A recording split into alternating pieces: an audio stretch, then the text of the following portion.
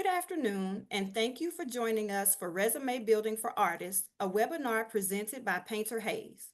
I am Lisa Smalls, Director of Arts Resilience and Sustainability at South Arts. I'm an African American woman with long blonde braids, and I am wearing blue multicolored glasses and a blue dress with green accents. Before we begin, I'd like to acknowledge our partners at the NEA. South Arts receives support from the National Endowment for the Arts through a partnership agreement to produce workshops such as these and conduct additional programs for our constituents across the region. Please visit our website as well as the NEA's website for additional information and opportunities. Again, a recording of today's webinar will be housed on the South Arts website in our resources section. We also ask that you take a few minutes to complete a brief survey that will be sent to you via email to help us better serve the field's needs and interests. And now I'll turn it over to Sarah and Cosby to introduce themselves and the content for today's session. Thank you, Lisa. Thank you everyone for being here this afternoon. My name is Sarah. This is my partner Cosby, and we are your presenters today. Thank you to South Arts for hosting this webinar. We will be presenting on resume building for artists.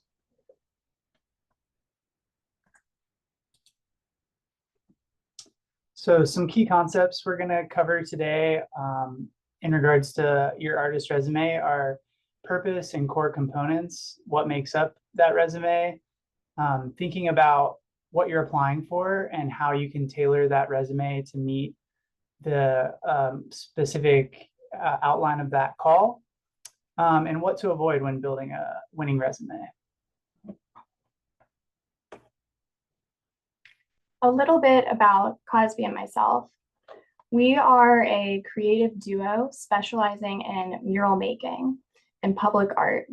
These artworks and collaborations are informed by our studio practices. We both studied fine arts at Florida State University. A lot of our practice too revolves around community engagement, whether this be workshops or creating site-specific murals, public artworks, and we give lectures and presentations as well. Together, we have a combined 30 years of painting experience, and we've been painting together since 2017. We've traveled across the country to paint murals as well as internationally. And we'll show you some of our works here now. So we like to be inspired by the place where we are creating our murals. Like Sarah said, they're usually site specific. This is another mural we did in Southern Alabama. You can see the continuation of the themes with the hands. This is a project we did that was funded by the city of Ocala. This is one we did funded by the Atlantic City Arts Foundation. And for all of these projects, we had to submit resumes. We had different submission materials that we had to apply for that resulted in these projects. This is another one we installed in Toronto, and each mural is telling a story about the place that we're creating it. So we're talking with people, we're doing research, we're finding out who lives in the community, and we're creating work that is inspired by that. This is another mural we painted in Port-au-Prince, where we painted a local girl holding up a piece of her artwork. This was facing a school. So again, the theme with the children made sense in that setting, and to highlight a local community member too made sense for this setting. Yeah. And 2 years ago now, we were actually commissioned by the Office of the Vice President to paint a mural for a rally in Tallahassee. And this is probably our most credible funder, I would say, our most exciting funder that we have had. So community engagement is a big part of the work that we do. Each mural and each project is different, and just like each community is different, they all have different needs. And because of that, it's really important to document your work and to think about ways that each project that you do can be used when applying for other projects in the future, and how they relate to one another. Community input in regards to what we create in our public art is very important. Sarah can say a little bit more about that. Yeah, so working with these community members is really an important part of our process. So we make sure to document that as we're doing these projects and to include that in our proposal materials, in our resumes, not just saying, hey, we did this artistic project, but look at the ways in which we're connecting with the community, look at these stakeholders we're collaborating with, look at these sectors we're working across to make these projects happen. So all of these are important things to think about in your own creative career as well. What makes you stand out? You're not just an artist, you're not just a painter, you're not just an actor. What makes you special and unique? And think about that when creating your resume and just building your brand identity in general. These are some of our funders from past public art projects. So these were permanent public art installations. Most of these we had to submit a resume for, and they all look different. They all had unique needs, but these are some of the past funders that we have worked with, whether it be banks or schools or nonprofits, different arts institutions.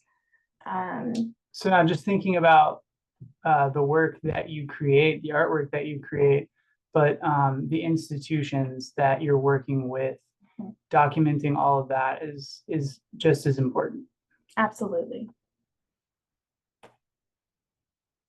Now, many of these past projects where we had to submit submission materials led to private clients who have approached us saying, hey, we want you to work for us, and we see your artistic process and what you're doing, and we want to work together. Now, when a client approaches us, we're not submitting a resume. The point of the resume is to make a great first impression for whatever project or opportunity it is that you're pursuing. And once you've established yourself, you'll have people reach out to you. And your resume is really just your first impression. It's your first opportunity. And it's up to you after that to maintain those relationships, to maintain your reputation and of your professional career, and it will really flourish from there if you're able to do that. So this is our most recent client that we've been working with. They're a Tallahassee-based company that is growing across multiple states now. We have just recently installed murals in Texas, Georgia, and several locations across Florida. Lucky Goat Coffee, highly recommend you check them out. This is our primary project we're working on right now. So this is a client that approached us from these other proposals and projects that we had done from our proven track record, wanting to reach with us. They're in the process of franchising. So they have 15 stores that are opening this year, and we've installed 7 so far. So again, that relationship building, your resume is your key to build those relationships, to get these long-term, short-term, whatever collaborative kind of project you want to do together. So a little bit about myself. I'm a figurative painter, I'm a muralist, I'm an educator, a curator, and an arts administrator. I work as the arts education coordinator for Fulton County Arts and Culture, and that takes up a lot of my professional time. When I'm not there, I enjoy painting in the studio and working on these murals. In the studio, I've been exploring figurative paintings. I've been going out with people in nature and documenting them in this setting. This is a triptych I did last fall with the Wiregrass Museum of Art. Here's a little bit of my process. So you can see I'm out here taking my photos. These were just done on an iPhone. I'm looking at historical references and art history of the Graces and making my own iteration on that in a contemporary setting and landscape. And these are some of the source imagery for current paintings that I'm working on. You can see I've updated my camera and moving forward to collaborate with these women in these natural settings. So a little bit about me. I am also a painter and a muralist, the other half of Sarah's duo. I also create digital artwork and I am an educator. So my most recent work was very Florida-centric, focusing on this concept of kitsch and coupled with a sense of nostalgia, looking for imagery and things that evoked a feeling of certain feeling of Florida. Whether you're a tourist to the state, a transplant who's moved there seeking the Florida vacation for life, I think we all know that there's a certain tangible thing, and that's what I was trying to create in this work. The reason why I wanted to show it to you is because there's a few other examples here that kind of illustrate how I'm taking multiple different practices and mediums and combining them in my studio practice, and how it's important to capture all of these steps to better portray yourself when you're applying for a call, a job, whatever it is as an artist. It's really important to be able to show these different skills and experiences that you have. So this piece right here, I used several apps, took some photos and created a 3D asset that I was then able to animate and alter digitally.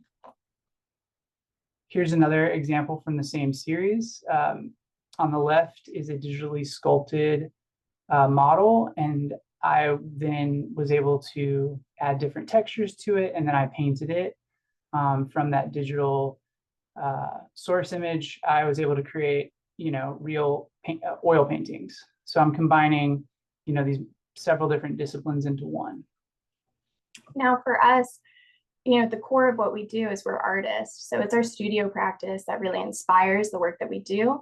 And that feeds into the murals that we're making and these larger projects that we're doing. But our core essence is us as practicing artists. We wear a lot of different hats throughout this. And your resume is a great opportunity to show off how you wear these different hats. So let's start with what is a resume. This is a formal document that you will use when you're applying for professional opportunities. This is your first impression. This is your opportunity to show yourself in your best light.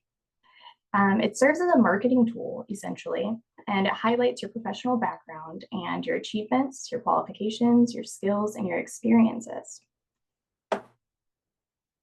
We like to think of resume as part of a larger toolkit for artists. So often when you're submitting your resume, you're also going to be asked for these materials.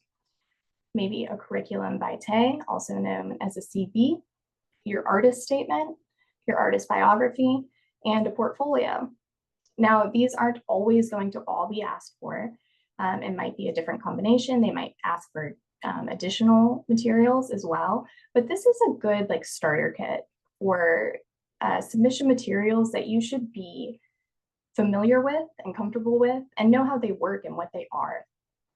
What's most important is that all of these materials, when you're submitting them, they should work together to tell your story. They should all reinforce each other. You should know what purpose they each serve and utilize them in their best way to show yourself in your best light. Now, a little bit about CVs and resumes. There can be a lot of confusion between these two. Sometimes people conflate the two. Sometimes in applications, you can submit either or. So let's talk about the ways in which they're similar. Now, they are always going to both be in reverse chronological order, the listing of your experiences and skills. Here are some different headers that they can include. Always have your contact information. You can't have a professional summary. Education is a key one. Different exhibitions you've done, publications, awards, achievements, recognitions, residencies or fellowships, grants you've received, commissions, special collections, educational experience in terms of you teaching, affiliations that are professional. Maybe you're a board member, maybe you're in an artist league. This is not an exhaustive list. And again, you don't have to include all of these items. These are ones that are frequently used, ones that people are familiar with. And it's a good starting point too, if you're just thinking, where do I start? What do I even put down? Both of these can go on your CV and your resume.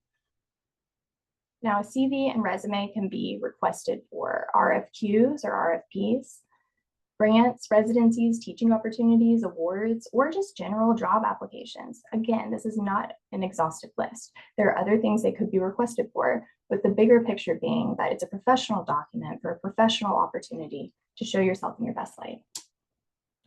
And that you're curating it specifically to the call and what they're asking for. We'll go over it more, but it's essential that you are able to show whoever you're applying to that you have read and understand what they're asking for. Yes. Now let's talk about the differences between a CV and a resume. Now, the biggest one being that a CV is a comprehensive list. It explains the overarching span of your entire career, everything you've done. Subsequently, it's usually a very long document. The longer you've had your professional career, the longer your CV will be. As you get older, generally, it's going to be longer. The content and design of this document is traditionally academic, so there's not a lot of bells and whistles. The kicker here is in the information, right? It's everything you've ever done. So it's lengthy. Now, a resume, you will pull from your CV. So you're looking at that overarching list of everything you've ever done, and you're tailoring it to a specific opportunity. Again, this is your first impression. So your first impression is a gut reaction, right? It's not, oh, I read this 5-page document and now I'm thinking about it. It's like immediate first response. What does this resume look like? What is it telling me? It is concise and it is compelling. It's the story of your professional career. Usually it's only going to be 1 to 2 pages. Some people will have, different schools of thought on this. Sometimes people say a longer resume is okay, but I think it's important to be concise personally. You have to think about the time it takes to review applications, and you just really want to pack a punch in that first reaction. So you're going to tailor it to a specific opportunity, like Cosby was saying, and it's important to know the difference between these two. CV is usually going to be for an academic proposal, just more academic related, whereas a resume, it could be for anything. So you can really tailor it and make a great first impression. That's where you're going to tell your story.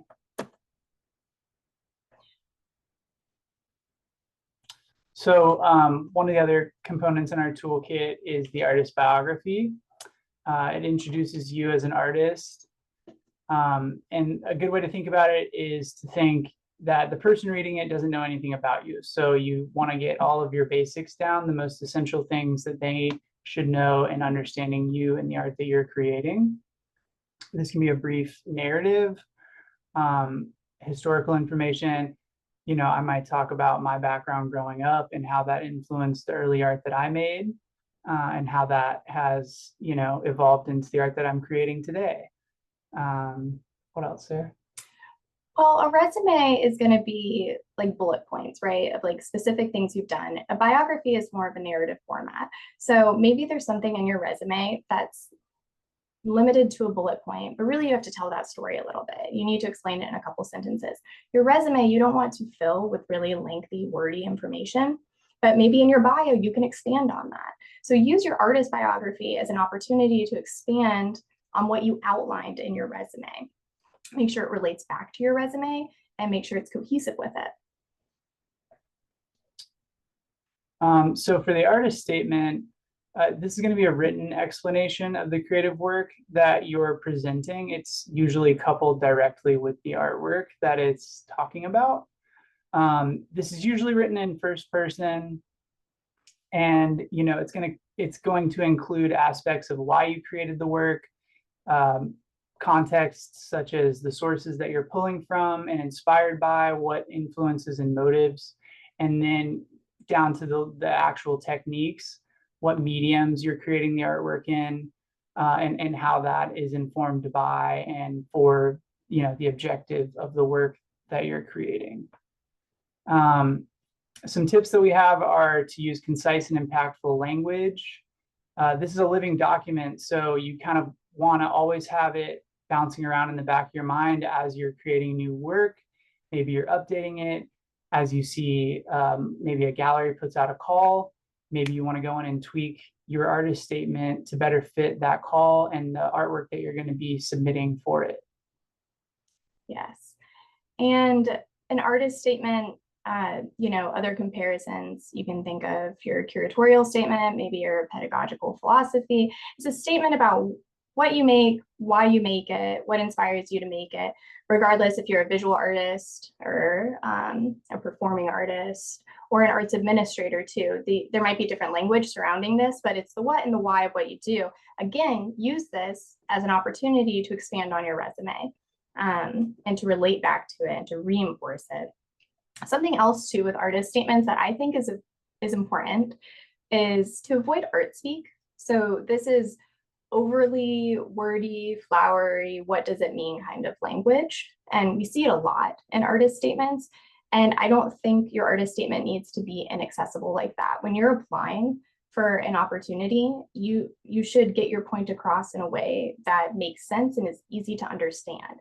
So not that you need to water it down or make it so simple that it's uninspiring, but use language that is concise and also impactful. It doesn't have to be, overly flowery in a way that obscures your point or is cryptic to understand. That is not what you're trying to do when you're applying for a professional opportunity. You want to make it very clear about who you are, what you do, why you do it.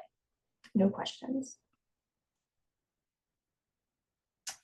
Okay, so the artist portfolio, I think this one's a little bit clearer to most artists, but this is going to be your visual resume. So when I was talking about documenting your process of installing a mural, for example, this is going to be really important. Your portfolio can be just photos and video documenting your completed works, but I think it's really important to have process photos in there. How you create the work and how you go about communicating with the other people involved in that project is really important, and it shows foresight and responsibility. If you're applying for a large project, maybe it's larger than anything you've ever done before, so you want to be able to convey to them that you have the ability to think about these logistical things ahead of time, and that you're a competent, capable artist, even if you haven't maybe worked with a budget as large as what you're going for example. Mm-hmm. Yeah, absolutely. Process can be great in a portfolio, just anything to describe the larger context about what you're making and how you got there and how you made it happen. It's also important too with your portfolio is to curate it intentionally for whatever it is that you are applying for. For example, if, when we're applying for mural projects, we don't include our studio work. It's not really relevant. They're looking to see that we can paint a mural, we can paint an exterior mural, we can paint a mural of a certain square footage. So use your portfolio to draw that line as clear as possible to the person reviewing that, they're competent and capable of executing this job I'm asking of them, right? So it should make sense that the portfolio that you submit, and vice versa. If I'm applying for an exhibition, right? Like if I want a solo show or something, I'm probably not going to include a lot of Cosby and I's collaborations, right? I want to say, hey, I can do this by myself. I can paint a canvas for an exhibition. I can frame it. I know how to meet a deadline. I know how to install it. I know how all of these things work, and I am going to make this super easy for you. I am the person for you. So don't just put everything in your portfolio, curate it and be specific and what you're submitting. It shouldn't just be your most amazing work or the work that you're most proud of. It should be the most relevant work to the call. Okay, let's talk about the aesthetic of your resume. Now, as artists, I think this is especially important, specifically for visual artists. If you'll remember that the resume is your first impression, right? So before they even read anything, they're going to look at it. So they're going to look at the colors. They're going to look at your layout, maybe any images you have on your resume. So use your fonts and your color palettes as an opportunity to show off your creative identity. Maybe the artworks that you've been painting lately they all have chartreuse in them, and you're obsessed with chartreuse and you're trying to draw a visual line through all of your work. Pull that chartreuse into your resume. Why not? Make it as clear as possible that what you're doing, you know what you're doing, and you're doing it intentionally. Subsequently, the aesthetic of your resume should be reflected in those other submission materials, artist bio, artist statement, your portfolio. If these are documents that you're uploading, maybe you use the same font throughout them. Maybe you use the same scale or color palette. Make them all relate to each other. That will help you really stand out and it'll show that you know what you're doing and you're doing it deliberately. Now, that goes to say, don't get so caught up in the look of your resume that it's now distracting, right? You want the information to still be legible. You want it to still look professional. So always remember function over form. It needs to be legible and professional before it looks funky and fun. So it's really important that you remember most of your resumes that you submit are only going to be viewed for a very brief amount of time. And if it's a lengthier resume, they're almost certainly not going to be looking at the entire thing. We found that, the average resume is only getting viewed for 10 seconds at the most. So it's important to think about how you can convey who you are and why you're the right person for that project in a very short amount of time. You don't want to make it illegible, like Sarah was saying. That being said, you can find ways to be creative and to capture a person's attention. We're artists, that should come first and foremost. But we don't want to sacrifice legibility, certainly. Mm-hmm. So 6 to 10 seconds is the average length of time that a reviewer is going to look at your resume before making a yes or no decision. That's a very short amount of time. So again, that's why you don't want to put really lengthy paragraphs. That's why you want to bold your work. That's why you want to tailor your resume for that opportunity. That recruiter is going to be looking for keywords. That recruiter might not even be the person that hires you, or the reviewer might not be the person that hires you. This is just your first step before the hiring manager is going to make that decision of if they really want to hire you. So what are they looking at? If they're not an expert in that field, what they're looking at is what they're told to look for. Look that the applicant has teaching experience. Look that they have community engagement experience. Now, those keywords and the job listing, you want to match them directly. So if you have a header in your resume and it says workshops, and it's all the workshops you've taught. Now, you taught these workshops at community centers. Maybe they were offered for free through a grant. Maybe they worked with underserved audiences. Now, if the call is looking for community engagement, you've done all of those things. However, you listed it as look at the workshops I've done. So think about the language. It's really important to use deliberate language. And I encourage you to just copy and paste those words from the listing. If it says we want community engagement, boom, that's your header. If it says we want somebody who works at the intersection of tech and art, use that exact phrase in your professional statement or in your artist statement. Make it super obvious for the person reviewing your application to draw those threads. 6 to 10 seconds, they're going to say, okay, do they check these boxes? And they might literally have check boxes that they're going through and seeing. So it's extremely important that you make that as clear as possible. Think about how you can frame your professional experiences using the correct language to make it make sense. That being said, as of late, resumes are often now reviewed by applicant tracking systems. So this is an AI review, artificial intelligence, where they're going to do exactly what I just said an initial reviewer or recruiter will do, where they're going to look for keywords in the job listing and filter through the resumes to see if you meet those keywords. Now, this is a computer doing it. So, I mean, you really can't, the computer's probably not going to be impressed by your color palettes and, the aesthetic of your resume so much, but they are looking for those keywords.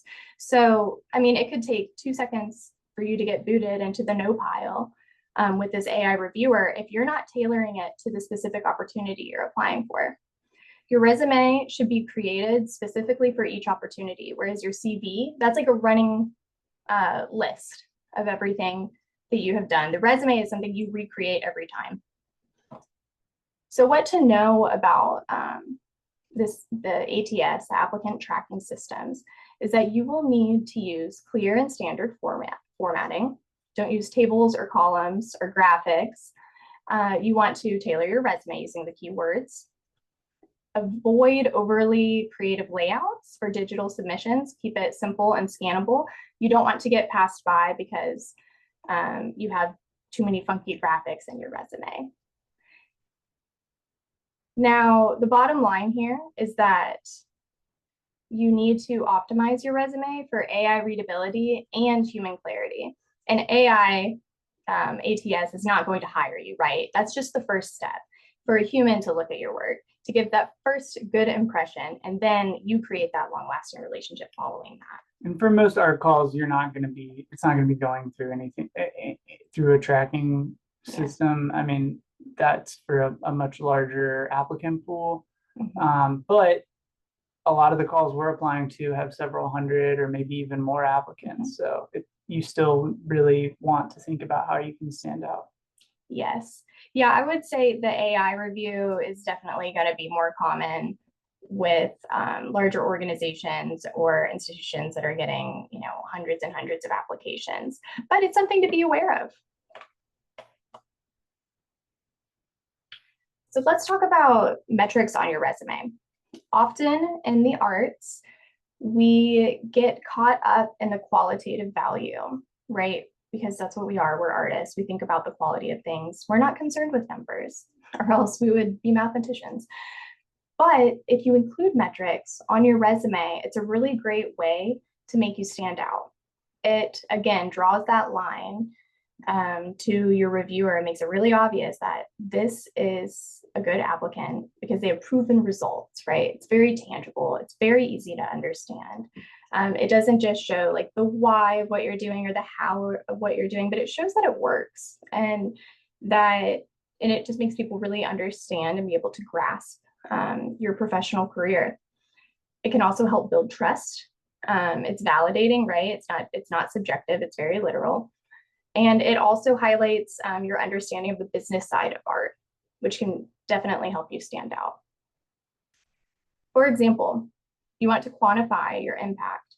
So instead of saying you organized an art show, you installed a show. So you curated a group exhibition featuring 12 artists, attracting over 300 attendees. Wow, that shows that you can project manage a team of 10.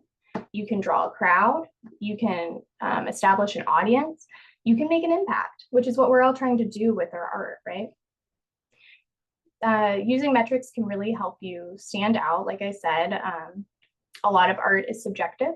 This is quantifiable, and it will show the proof that you are qualified to be doing the job that they're seeking for you to do.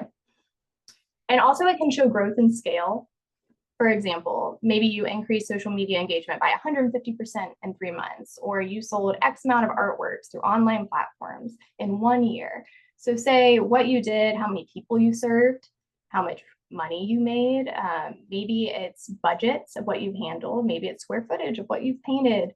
But using those numbers are an easy way to sum up a lot of information in a concise and compelling way. Yeah, a lot of the projects we're involved in personally are not profit-oriented projects. So trying to quantify things in these terms might seem a little disjointed, but I think thinking about like Sarah's example of, keeping track of the budgets that you've worked with, whether it's with a municipal entity or a nonprofit or a business that you were hired to do a mural for, let's say, keeping track of what the total budgets that you've done and being able to list those out when applying for another project with a large budget is a really great way to quantify how the work that you're doing is measured. Absolutely. And I will say as muralist and with public art projects, that's a key thing that I know reviewers look for, and something that we look for as applicants is to like, what are we qualified to apply for, right? When you're looking at these key phrases or accomplishments or areas of expertise that your professional opportunity is asking for, if you're really struggling to find a way in which you fit, I'm not saying don't apply, but maybe there's a better call for you out there. And that's a great way and to make a great first impression too, is showing like, hey, I know that I'm a good fit for this, right? It shows that you're aware. And when we're applying for projects, we say, okay, we've worked with X amount of budget. Let's look for projects that fall within that same budget range.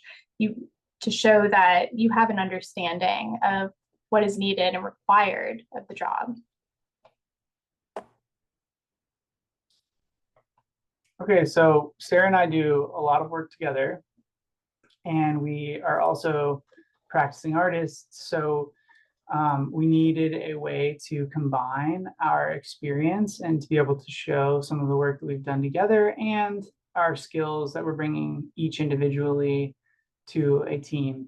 And so we wanted to talk a little bit about creating a joint resume, because as an artist or an art administrator, you're probably applying to various projects and calls that either give you the option to or require you to apply as a team. Yes, and so some of the benefits of creating a joint resume. So one document highlighting several team members' experience, professional experience. The benefits of this, it shows a shared history of working together. So it shows like this isn't your first time working together, that you have a good workflow and understanding of how each personality works and the roles and responsibilities as well. It can also help highlight a range of expertise, whereas say you just have one resume from one team leader submitting, you might not be able to include other experiences that are relevant to the call that other team members might hold. It can be difficult to do a joint resume, right? How do you summarize it even further? Again, it's about tailoring it to the call, seeing what the opportunity is looking for and how you can satisfy that. It also shows a unified vision. So it shows that all team members are on the same page and understand what they're applying for, and they're all eager to be accepted. Some best practices. So consider merging your biographies, artist statements, or portfolios. Cosby and I do this all the time. Again, we're always tailoring it for the specific call that we're applying for. You can outline specific roles and responsibilities. Maybe you have an administrator on your team. We've applied for calls like that where somebody is going to handle that side of things. Maybe you have an assistant and you say, hey, this person's on the team. I know they're kind of green, but really they're just here to help me out. And we're going to be working hands-on. Don't worry. They're not going to be managing or handling this project solo ever. So specifying those details can be very helpful when you're creating a joint resume. Now, this is an example of my CV. So it's these 4 pages, and then we have Cosby's CV. You can see it's really long, right? It's very long. There's a lot of words. It's kind of overwhelming. Like I said, it is academic in nature and a little bit more straightforward. There's not as many bells and whistles. Here is an example of our joint resume that we created from that CV. This is an actual resume that we use to apply to a project. So, and same concept, the goal is to convey the information clearly and legibly, but at the same time, like showing how we are 2 different people coming together to apply for a project. This is mine, or this is ours together. And here you can see a lot of the information is included in our joint one, but it does focus on projects that we've done together. We also apply for calls with other professionals that we haven't worked directly with before. That's pretty common. And in that case, you would spend a little bit more time showing the skills and experiences that each team member is bringing to the project, and then clearly outlining how all of you together are going to bring the project to life. But yeah, we do that quite a bit. Yes, absolutely. Now you can see here a key difference is at the top of this resume is we have our logo in there. Our logo is our name. I'd like to touch on that a little bit too. Maybe you want to create a logo for your business or your creative identity or your collaborative creative team, whatever that may be.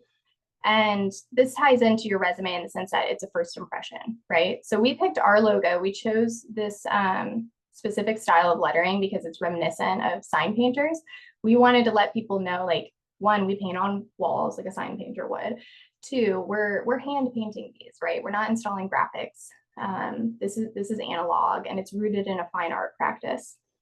We always use a black and white variation when we're using our logo or any submission materials. And that is because we're thinking of a gallery. So if you went into a gallery, usually the baseline is like black and white text and it's very kind of clean. And that's so the art can pop off and speak for itself against this neutral background. We wanted that same idea because stylistically, since we're creating so many site-specific works, there's a strong variation, not just in style, but also in colors and in content. So keeping this black and white feel is reminiscent of our gallery practice, but then it also keeps it neutral and applicable to any of our artworks that we're trying to show. Something else I want to point out too is on the top here, we have Sarah Painter, Cosby Hayes, and a brief intro about us as individuals. And then beneath that is a column directly down the middle. Now, under past projects, I didn't have to write Sarah and Cosby collaborative past projects. It's just past projects, and the collaboration is implied due to the placement beneath those two separate columns. So thinking about placement and formatting can help tell a story too without you having to write it out and take up more space. You want it to be implied and very obvious. And this particular example, we were applying for a school-oriented project. And so taking these various murals that we had done and putting them, like Sarah said, into a section that clearly outlines that for the person reviewing it was important to us. And I think it will make a big difference when you're applying for projects if you take those types of things into consideration. Yes, I mean, this mural was at a school, so we wanted to paint it out, very obvious, school-specific projects. Previously, when we were working on this, we just had all of those school-specific projects listed under past projects. And we're like, how the heck are they supposed to know? They have to read this tiny font to know that, hey, we have ample experience working with schools. Another thing I want to outline, note that this is reverse chronological order. That is always important, that there's consistent formatting. So if you say, I did this role at this location for this amount of time, you want to keep that same format with each item of information that you're listing. Don't then put the year first and then the location and then your title. That is confusing, right? So more time is going to have to be spent interpreting what it is that you mean. The last thing I would like to point out here is on the bottom right, the bottom of the second page, we have these bolded phrases, solo and group exhibition list available upon request, and awards and recognitions available on request. Why did we do that? Because your resume should be concise, 1 to 2 pages. We're applying for a mural project at a school. So that takes up 75% of all of the information across these 2 pages. Our solo and group exhibition, it shows like, hey, we're successful artists. We've done this, we're practicing. But maybe it's not the most relevant thing here. So we're letting them know that we have this information and they can get it upon request. And that's a good way to kind of squeeze in extra information that you want them to know about, but you may not have the room for. We have multiple resumes. Yes. Yeah, I mean, we make one for every opportunity, I will say that. Actually, a really good example recently. So Cosby and I live in Atlanta, and we moved here at the end of last year from Tallahassee, Florida. When we were first getting our bearings, we were applying for different artistic opportunities. And we saw one on LinkedIn that we both felt, I would say, overqualified for. We thought, oh, for sure, we'll get this. This would be a good thing to get us started here. Now I apply and I felt very confident about it. So I did not tailor my resume. I didn't even submit a resume. I submitted my CV. I'm like, they got the information they need. I'm good to go. Cosby, on the other hand, I put together a resume that took the job into consideration and what projects, maybe not the projects that I was the most proud of or were the largest projects I had done, but there were projects that more closely fit with what the work looked like I thought I would be doing at this job. And so I built a small portfolio and I offered to send that in with the other required information. And I actually ended up getting the job. Now, I tend to believe that it might just be that Sarah was a little more overqualified than I was, but I do think that tailoring the resume played a part in mine at least getting noticed. no, absolutely. Cosby got that artistic opportunity, whereas I did not even get get an interview for that. So I think that says a lot, specifically because our backgrounds are so similar. We graduated from the same school. A lot of these projects that we've worked on have been collaborative. We have a similar educational background as educators as well. So it goes to show how important it is to make that good first impression, to take these applications seriously, and don't take them for granted, and don't assume that you have something in the bag.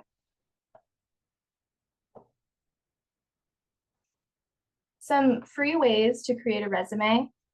Many of you are probably familiar with Canva or Google Docs, but I think they're great resources if you haven't been on them. They're great. They both are backed up automatically online. So as you type, it's being saved. Canva is going to be better for graphics, really good for a creative resume. And both are very user-friendly. They're very easy to learn and very easy to figure out too. Like if you are really ever stuck, you can just Google how to do this in Canva, how to do this in Google Docs, and it will help you out. And they're both free. There is a paid version of Canva, which is a little bit nicer, but it's certainly not required. Also, when you're saving your resume, you're going to want to save it as a PDF or a Word document. That goes back to like the text scanners. If you save it as like a JPEG or an image, they're not going to be able to scan that text. And a good rule of thumb too is to make the file name your name resume. Make it very obvious. Don't submit it as resume version 5, because if they save that to their computer and they're going back and looking for it, it could very easily get lost. It adds an extra layer of professionalism and consideration, and it shows you're being thoughtful in your submission materials. Now, also, again, going back to tailoring your resume for the call, if it asks you to submit it as a certain file type that's not a PDF or Word document, obviously do that. If you're unsure how to submit it, a PDF is a safe bet. Also, these are a few resources on Instagram. Advice with Erin and then langstaff.greg are two professional advice Instagrams that I follow. I believe Erin has a resume template too that is free. And they just offer not just resume advice, but just general career workplace advice that's really easy to consume if you just stick it in your feed with a follow. Like, I've learned a lot from it. And then there's also this audiobook, Resume Writing by David Beich, and it's really short. I listened to it on Audible and it's about an hour long. So that goes into a little bit more detail too, if there's anything you want to dive into. Now, I will say none of these resources are specific to the arts, but it is just good resume and career advice in general. So we have our resume checklist here. Shows of your unique professional and artistic identity. You want it to be concise. That's Sarah's rule. I'll tell you in that book specifically, he says he decided to break that rule years ago and it's worked out great for him. I tend to stick with Sarah's rule too. If they want more information, that's going to be a great follow-up conversation to have with them. But that, you can play around with it and see what works best. It probably depends on the call. use keywords mentioned in the opportunity details. That is, I think it's a must have. I mean, not only do you want to show them that you've read the call and that you understand it, but like Sarah said, potentially there are people just looking for those keywords, and so it's going to be a good way to stand out quickly. And then one of the harder ones, but as artists, you're probably used to it, in doing critiques and seeking reviews from your peers. Having your resume reviewed by a trusted professional, I think, is always a good idea. Writing is not my strongest suit, and so anytime I'm submitting something that I've written, I like to at least get a second set of eyes on it, if not more. And I recommend getting the advice from somebody who works in a very similar field to whatever it is you're applying for. Somebody who maybe has reviewed applications for similar opportunities or has written them and has shown a track record of success in getting these opportunities.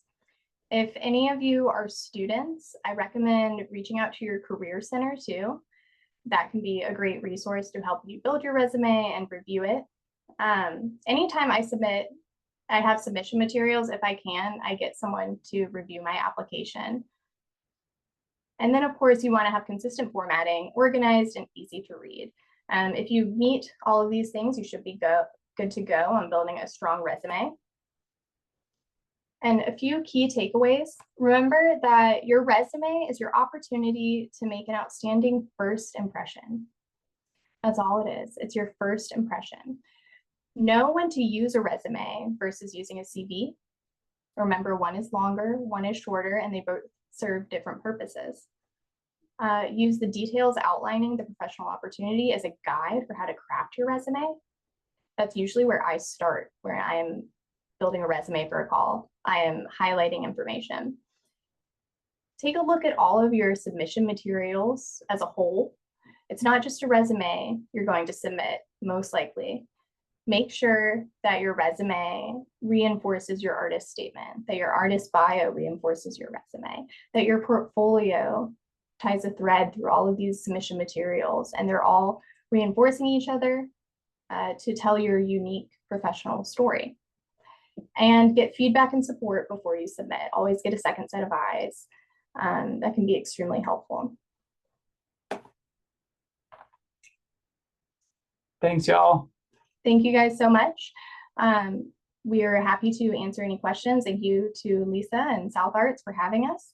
This is our website. If you'd like to stay in touch, we do have a newsletter you can sign up for, and you can reach out to us there as well.